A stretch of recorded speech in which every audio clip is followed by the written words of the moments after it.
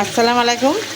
আজকে রান্না করতেছি মুরগির লেগ পিস, পোলট্রি মুরগির লেগ পিস ভুনা করবো। এই জন্য একটু ভেজে নিচ্ছি। পোলট্রি মুরগি একটু ভেজে নিলে আমার কাছে ভালো লাগে, কাঁচা ভুনা করলে মনে হয় যে গন্ধ করছে। এই জন্যে একটু লবণ মেখে ভেজে নিচ্ছি। আজকে আমার নাতির জন্মদিন, ও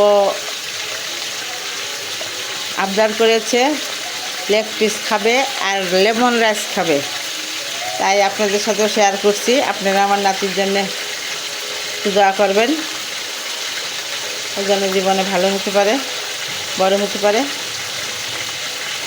লেখাপড়া শিখতে পারে, ও সুস্থ থাকতে পারে, দোয়া করে দিন। এই যে এই নাতির জন্মদিন, সে না নিয়ে চলে যাচ্ছে।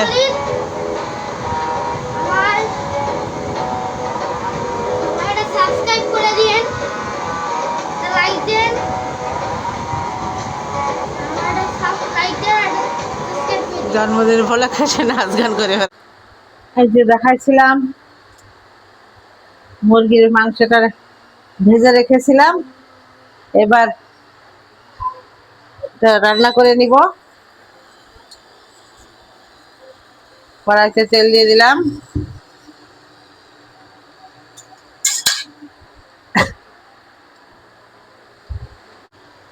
পেঁয়াজ বাটা দিয়ে দিলাম,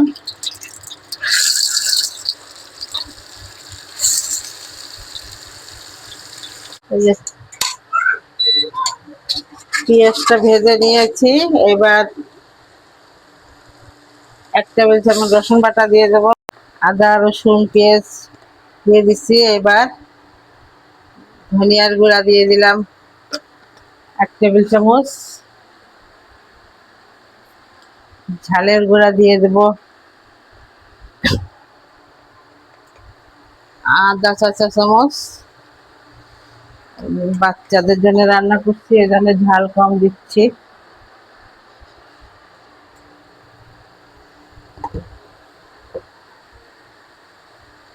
1 চামচ হলুদ দিয়ে দিলাম,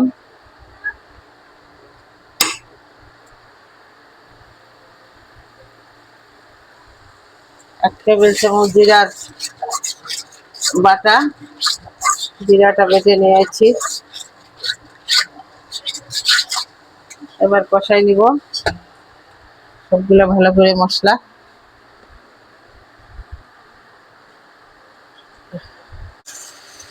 এই যে মশলাটা ভুনা হয়ে গেছে, এবার বাদাম বাটা দিয়ে দেব, কাজু বাদাম বাটা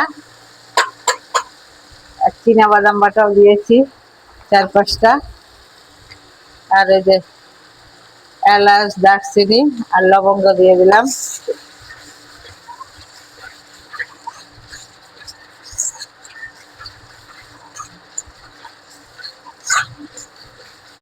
টক দই দিয়ে দেবো আধা কাপ মতো।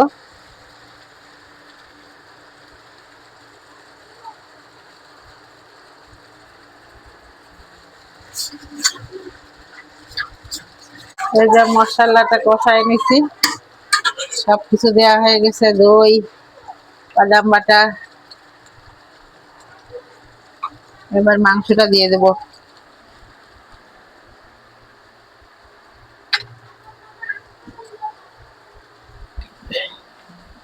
এই যে মাংসটা ভেজে রেখেছিলাম, এটা দিয়ে দিলাম।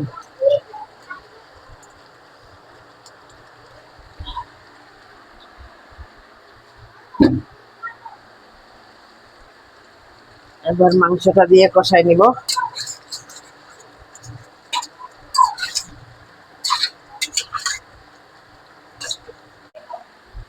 হতে থাক, আর কিছু দেওয়ার নাই।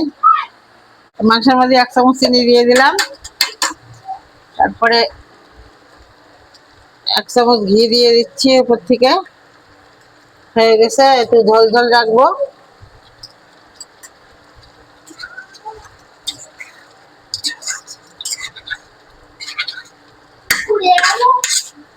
আর এই যে লেবুর উপরের যে কুচা, ওটা কুচায় রাখা হয়েছে, ওটা দিয়ে দিলাম।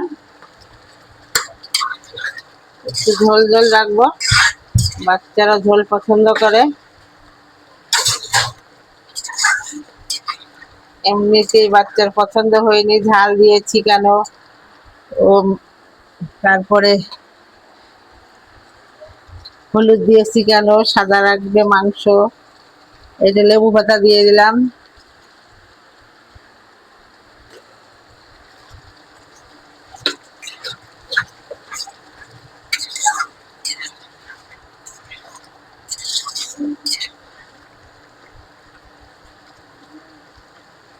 বাস, তো কাঁচামরিচ সেদ্ধ দিতে হয়, কিন্তু এমনিতে শুকনো মরিচের ঝাল বেশি হয়ে গেছে, তার জন্য আর কাঁচামরিচ দিলাম না। আপনারা যদি আমার রান্নাটা ট্রাই করেন তাহলে কাঁচামরিচ দিয়ে দেন, এর মধ্যে সিদ্ধ কাঁচামরিচের ঘেরান আসবে। এই যে লেবুর উপরে ছিলকা দিয়েছি, লেবুর চেস্ট বলে যেটাকে, ওটা, আর লেবুর পাতা দিয়েছি, এই জন্য যে কি সুন্দর ঘ্রাণ বেরোচ্ছে মাংসের থেকে, আপনাদের বলে বোঝাতে পারবো না। আমার রান্না হয়ে গেছে। আপনারা এতক্ষণ যারা আমার সাথে ছিলেন অনেক ধন্যবাদ। লাইক করবেন আর একটু সাবস্ক্রাইব করে দিয়েন। যারা ফেসবুক থেকে দেখছেন তারা ফলো দিয়ে দিয়েন। তাহলে আজকে রান্নাটা এখানেই শেষ। এখন আর পরিবেশন পাত্রে আজকে আর পরিবেশন করব না, এরকমই থাক। একটু পরে লেবুর পাতাগুলো তুলে দেবো, না হলে তিতা হয়ে যাবে। ওটা আর আপনাদের দেখাতে পারছি না, এখন একটু ব্যস্ত আছি, পরে দেখাই দিব। তুলে ফেলতে হবে, না হলে মাংসটা তিতা হয়ে যাবে। এই যে একটু কারি পাতা ফোড়ন দেবো, আমার ছাদের গাছের কারি পাতা আজকে রান্না করতেছি।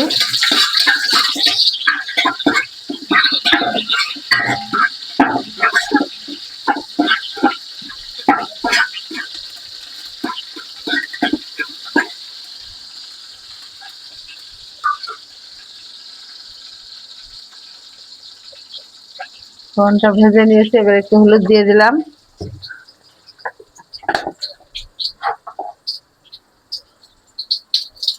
একটু লেবুর রস দিয়ে দিলাম,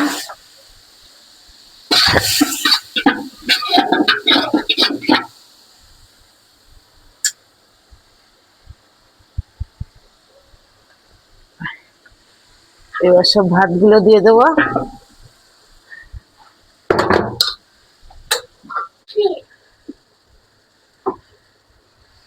এই যে এখন ভাতগুলো ভেজে নিব, ভেজে নিয়ে একটু চিনি দিয়ে দেবো হালকা 1 চামচ মতো।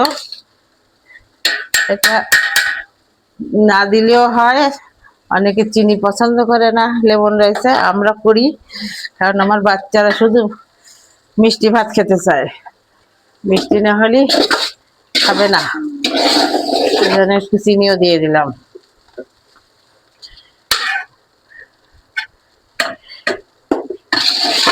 রসটাও দিয়ে দিলাম,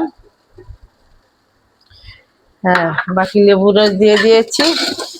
এবার ভাতের কালারটাই লেমন কালার হয়ে যাবে হলুদের থেকে। একটু পানি ছিটিয়ে দিতে হবে যাতে ভাতটা একটু ভিজা টাইপের থাকে। ফ্রাইড রাইস যেমন শুকনা রাখা হয়, এটা একটু ভিজা থাকবে, এই জন্য একটু পানি দিয়ে দিলাম যাতে একটু গায়ে গায়ে নরম থাকবে ভাতগুলো আর কি, ফ্রাইড রাইসের মধ্যে অত শক্ত হয়ে যাবে না।